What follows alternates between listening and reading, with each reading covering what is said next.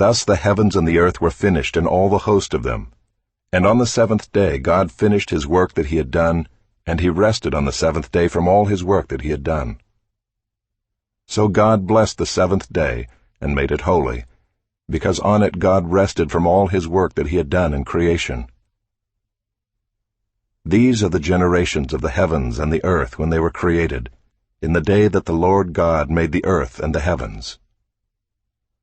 When no bush of the field was yet in the land, and no small plant of the field had yet sprung up, for the Lord God had not caused it to rain on the land, and there was no man to work the ground, and a mist was going up from the land and was watering the whole face of the ground.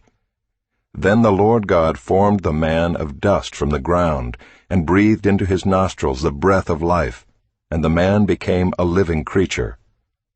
And the Lord God planted a garden in Eden in the east, and there he put the man whom he had formed.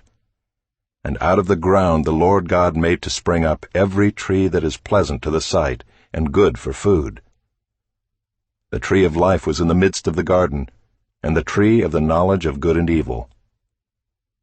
A river flowed out of Eden to water the garden, and there it divided and became 4 rivers. The name of the first is the Pishon. It is the one that flowed around the whole land of Havilah, where there is gold. And the gold of that land is good, bdellium and onyx stone are there.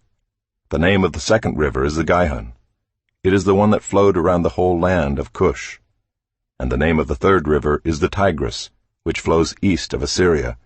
And the fourth river is the Euphrates. The Lord God took the man and put him in the Garden of Eden to work it and keep it. And the Lord God commanded the man, saying, You may surely eat of every tree of the garden, but of the tree of the knowledge of good and evil you shall not eat, for in the day that you eat of it you shall surely die.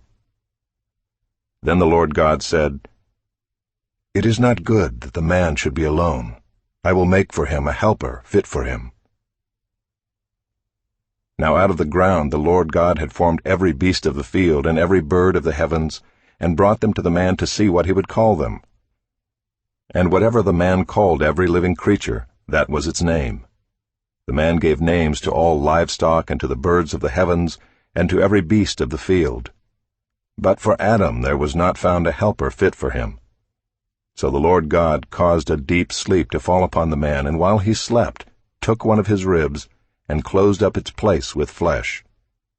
And the rib that the Lord God had taken from the man he made into a woman, and brought her to the man. Then the man said, This at last is bone of my bones, and flesh of my flesh. She shall be called woman, because she was taken out of man. Therefore a man shall leave his father and his mother, and hold fast to his wife, and they shall become one flesh. And the man and his wife were both naked, and were not ashamed.